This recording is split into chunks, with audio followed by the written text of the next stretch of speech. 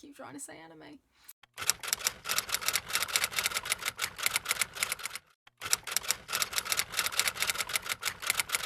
Hi guys, and welcome to another brand new video. Today is the first video in the start of a little series I'm going to be doing called mini manga reviews. Each month I'm going to be taking a selection of the manga that I've read and I'm going to be doing some mini reviews of them all in one video so you guys can see some of the manga that's been out that month, what I thought of it, and see if there's anything that catches your eye that you want to read. So it's kind of going to be like a little rec video as well, kinda. First up is Wotakoi Volume 2, aka Love is Hard for Otaku. This series focuses on Narumi and Hirataka, but also Hinako and Kabakura. They all work at the same office, they're all otaku. Hirataka's into games, Narumi is into BL, and Kabakura is just kind of like, I'm an otaku, but I'm not into that shit, man. In this volume, we see the date with Narumi and Hirataka because they've never actually been on one, so that's a thing they decide they need to do. We see how Narumi and Hirataka's relationship works and how the whole date thing and trying to be normal works out for them. And alongside all of that, there's the usual funny office scenes, hangout scenes, and we also see Hirataka's little brother grab himself a friend who he apparently doesn't realise is a girl and still thinks is a boy, which I'm hoping is going to develop into a romance too, because he's completely adorable, but he's so non-otaku, it's hilarious. One thing I love about this series is how it goes all in with the nerdiness, and like in Narumi's internal narrative and her thoughts, it will pop up in certain situations like a little box with options, like Pokemon style when it gives you the option to like run or like battle. Every time I finish one of these volumes, I literally want to just like watch all of the anime, read all of the manga, and buy all of the merch. It literally sends me into some like otaku frenzy where I'm just like, oh my god, oh, I love anime. Tokyo Tarariba Girls. This is about Rinko, and she's in her 30s. She's a scriptwriter. Her career's kind of plateaued. She's single. She goes out drinking with her friends all the time. And the manga is set in 2014, so it's just been announced that Tokyo is going to host the Olympics. And she makes this vow that by the Tokyo 2020 Olympics she is going to be married, but it's not as easy as she thought it would be. I completely and utterly felt for Rinko throughout this volume. She does not have it easy, she just takes blow after blow after blow, and Key, the little douchebag, really doesn't help things. I'm not gonna lie to you guys, if I was Rinko I would have punched Key by now, because he's kind of asking for it. I'm really not sure what his whole goal is and what his motivation is. Overall, I thought this was really comedic, entertaining, a little bit emotional too, because I really did empathise with her at some points and it did make me feel a bit sad. I'm definitely interested to see where this is going to go, especially the whole relationship with Key. Literally everything is Key's fault. He literally sticks his nose into things that have nothing to do with him, offers his opinion that no one asked for, and completely screws things up. And it's like, really, dude? And then instead of going there and being all like, oh, you know, you're feeling quite down and I was mildly scared that you were going to off yourself, instead of being all sympathetic like that, he's literally just like, man, what the hell are you doing? I'm going to drink your alcohol and I'm going to bait you some more. It's like, dude, why? Why? Again, volume 3, this is by one of the creators of Yuri on Ice, so of course I had to check it out and I have been super intrigued by it so far. We have Imamura, who kind of, I don't want to say he screwed up high school, but he kind of isolated himself a lot and didn't really have any friends because people kind of saw him as a delinquent and judged him one way. And he has an accident and falls down some stairs and he goes back in time and he drags someone else with him and he has the chance to do it all over again, and things are going quite differently for him this time. He's gotten involved with the Uandon Club, which he's trying to save, and Imamura is pretty much ignoring the first rule of time travel and he is messing the hell with time. He literally doesn't care. He's already messed with it to save the Uandon Club, and now he's messing with it to help his new friend out who is on the baseball team. I really did feel for his friend because, you know, he got rejected and back when you're in school that was like the biggest, like most world-ending thing. But at the same time it's like, dude, you need to get your shit together because we've got an important baseball game coming up and the Uandon needs to be there, so time to get out of bed. And in this one we see an opposing school's Uandon Club and they have that leader who is like this mustachioed little creep. That's the only way I can describe him. I kind of shuddered a little bit looking at him. It was like, he's like tiny and short and has this mustache and he's really creepy and he's really like tyrannical about Uandon. This volume largely focuses on Imamura and the other members of the club kind of working through their issues with each other, and Imamura has a lot of faith placed in him. The series kind of has a really steady pace and I'm really intrigued to see how much Imamura is going to kind of grow and change and how he's going to deal with all of this, and I'm intrigued to see what's going to happen to his little time travel friend because she had it made back in the original timeline. She was popular, she had a boyfriend, everything was going great, and now she's gone back in time, and obviously she comes across a bit creepy and a little bit weird, especially when she was going after her boyfriend who isn't her boyfriend yet. I'm intrigued to see how or if they're going to get back to the present time. And that's a little taste of the art style for you guys. Hatsu Haru. We have Playboy Kai, who crosses paths with tomboy Riko, and she is literally not his ideal type. She could and will kick his ass. She's rough and tumble, and he doesn't think she's capable of such delicate feelings like love.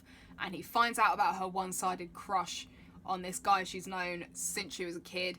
And he's kind of like, you know, it's not my problem really, is it? But gets involved anyway. Kai is our main character, but he was straight in there with the bad impression. I was like, oh, hi Kai, nice to meet you. Ooh. But after his hilariously bad first impression, it became quite apparent that he can be sweet when he wants to be, and he was hilariously salty about Riko. Meanwhile, Riko takes literally no bullshit from anyone. Literally anytime Kai tries anything with her, she is not having any of it at all. It was actually quite satisfying seeing Kai catch feels and kind of struggle with that. Hatsu Haru has a really good pace. Kai's inner thoughts cracked me up so much. He's kind of that character where you're kind of like, oh, you're a bit of a douche, but I kind of love you anyway. Yes, there is the occasional cheesy cliche / trope, but I do love a bit of that. I feel like it kind of fits this and the story, and I am completely living for it at this stage. Art is really, really nice. The characters are gorgeously drawn. There is drama. There is a love triangle. Look, it's Kai. I just really like how the characters are drawn. It's all in the eyes. As Miss Beelzebub Likes Volume 2, this is about Mullen, who goes to work for Beelzebub, Satan's right hand, and he's expecting this, you know, scary, badass dude, and he gets this cute, fluffy little girl. I actually really love this series. I love the vast array of different characters that are all so interesting and so different from each other. You have Astaroth, who's like a complete playboy, along with all the other characters that we've already met, and in this volume the cast has expanded. We meet Dantalion, who is basically all of us. He's a huge book nerd and he's in charge of the library. One of the things I wasn't expecting from this series was the romance. I was expecting like a demon slice of life that was humorous and funny, which it is, but I was not expecting the romance aspect to it. I ship Mullen and Beelzebub so bad, and I also really ship Belphegor and Azazel. In this volume, Belphegor is trying to confess to Azazel, and Azazel doesn't really speak, he just writes on a board, and Belphegor, and she's worried or nervous or a vast array of other things, really has to pee, and her trying to confess to him was hilarious. Mermaid Boys Volume 2. This is literally one of my favourite series of this year. It is a gender-bent retelling of The Little Mermaid. Instead of Ariel, we have Prince Naru, and he falls in love with a human, and he comes up to the human world, and he has a year to get her to fall in love with him. Otherwise, he's literally going to change into sea foam and vanish into nothing. But because Mello is a completely shady sorcerer, instead of going to the human world with his, like, you know, really nice body and his long luscious hair, he is transformed into like a teenage boy. The colour pages are always really bright and pretty. I like how the mermaids are drawn. The underwater scenes are brilliantly drawn. Mello proves his shadiness in this volume. I should have seen the plot coming. I should have, but I didn't. We get introduced to the new character of Loa in this volume, and he basically makes Naru's life and mission hard. Naru does not help things, and he does not make himself look good at some points without Loa needing to even do anything. Loa's presence also kind of motivates him and really makes him kind of look at himself and examine his motivation for what he is doing and examine his feelings for Nami. Arashi, he just needs to not. He's not really in this volume much, and Naru kind of gets one over on him, and I'm not going to lie, I cheered a bit because he kind of irritates me. He's the one that took credit for saving Nami when he didn't. It was Naru. He just needs to not. There is drama, the romance kind of develops more. The volume is fast paced, it's yet again completely hilarious. There's some cute moments with Naru and Nami. Alongside Loa, we get another new character in the form of Moana, who is a mermaid who is linked to Naru, and she is literally here to screw everything up. And after such a cracking volume, we then get a cliffhanger ending, and I really need volume 3 now, because Moana is gonna completely turn the tables and turn everything round. I'm hoping the series is gonna end with everyone getting a happy ending, but I'm kind of not seeing how that's gonna happen now unless we just kill Mello, That's a good idea, actually. They should just kill Mello. Angels of Death Volume 3.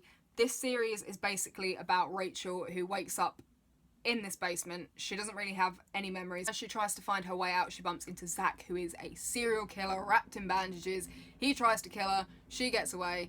They end up working together to get out of this warehouse, and in order to do that they have to go through all of the different levels, and there's a different serial killer on each level. In this volume, Rachel and Zach arrive at floor 3B and the cray cray prison guard who resides there and is determined to punish all criminals. I have to say, Rachel and Zach's banter gets funnier as the volumes go on. They're really getting more comfortable with each other. They work well as a team.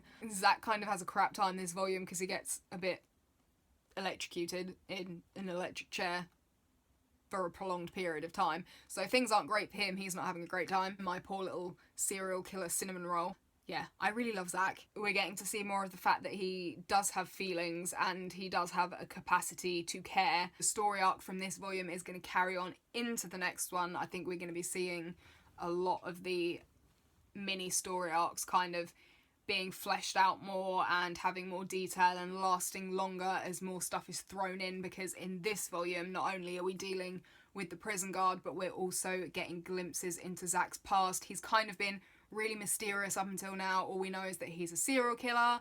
He's obviously been burned because he's wrapped in bandages, but we kind of don't really know much else about him and his past and how he came to be what he is.